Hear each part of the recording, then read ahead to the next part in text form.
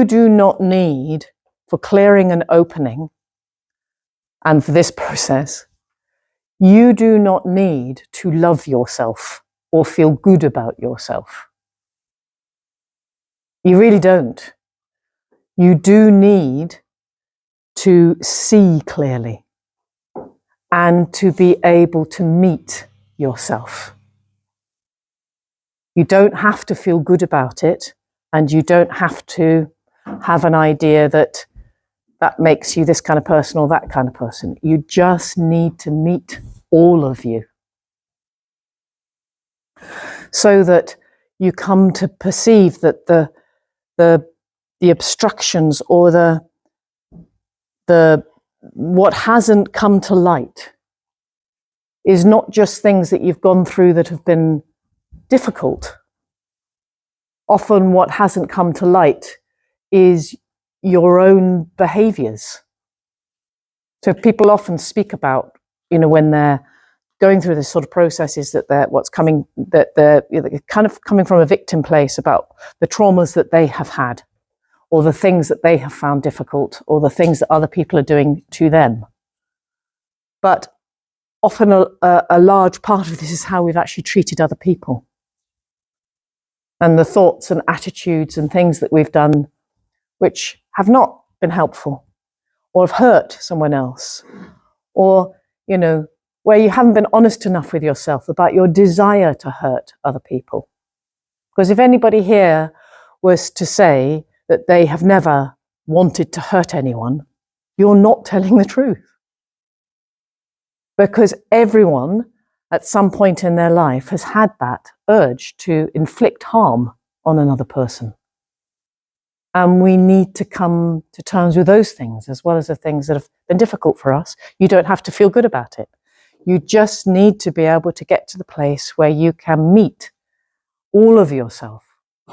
Because it's in this meeting that there is this kind of alchemical process that goes on. It's like the quality of your attention, the quality of your presence is the alchemy. That is it. That is the greatest alchemy, and we all have the capacity to reach into that. Now, your whole system is constantly looking for greater and greater degrees of presence, of harmony. Your system wishes to harmonize. So whether it's now or in, to use that model, 5 lifetimes, whatever it is that you are not willing to meet will just keep coming at you. And it will keep coming at you. And it will keep coming at you until you meet it. And then when you meet it, it stops coming at you. It's just as simple as that. So whatever repeating patterns you have, that's where the gold is. Those repeating patterns of relationships, of thoughts, of things that are going on in your life, things that you keep coming across, they are the gold, because it's in those areas that it's showing you what has been hidden, what has not seen the light of day, what needs to come to the light of your awareness and just to be encompassed around, sometimes just to be ridden through. Sometimes you can do nothing about it other than just keep walking and staying willing to meet the shit time that you're in if you're having a shit time. And that, just meeting your own mind in relationship to it and allowing those things to more and more become part of a wholeness. Because there seems to be this thing, it's a little bit like, I'll put it, this is a bit of a funny analogy, but it kind of makes sense, that the whole of life is a little bit like a computer game. Not that I play computer games. And that you are this sort of avatar from source. You are this avatar that's on level whatever you are at. And in let's say you're on level 6. And in level 6, you're meeting all the bombs and the demons, and it's already difficult, and you're fighting them, and you're and and then there's more coming, and you're or whatever it is you're doing. And then on level 6, finally, you get to the point where actually you've almost completed level 6 and everything is great. Everything smooths out, everything settles. You know, life changes. Things will change at that point when you've moved through a lot of that, when you've cultivated a lot, when there's been a lot of shift.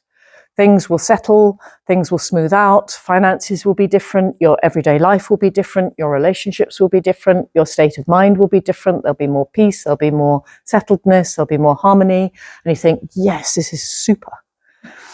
But then you see, there's level 7. So, you know, and as soon as you shift again,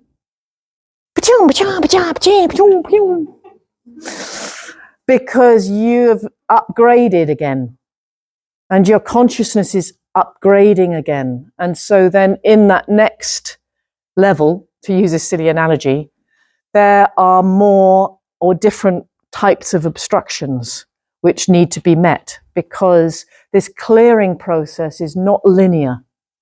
It's very much like this.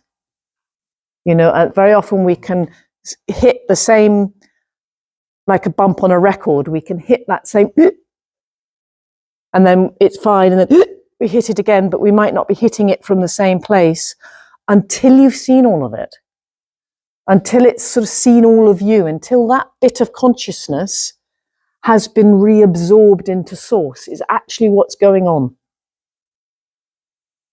That part of consciousness which is unseen and unmet, once it's seen and met, it gets reabsorbed back to love. And then it doesn't need to keep coming at you again. And that's the process, as far as I can understand it. That there is just this constant learning, this constant, some of it is personal, hi Bruce, and some of it is just the process we're all going through, and maybe we'll keep going through and keep going through.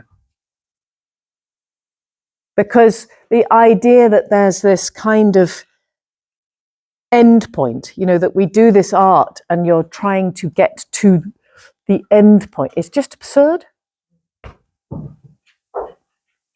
There isn't one.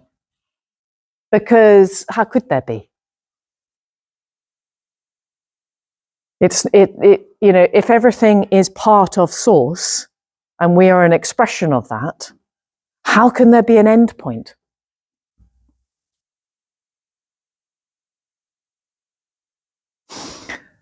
So, hi, welcome to this weekend.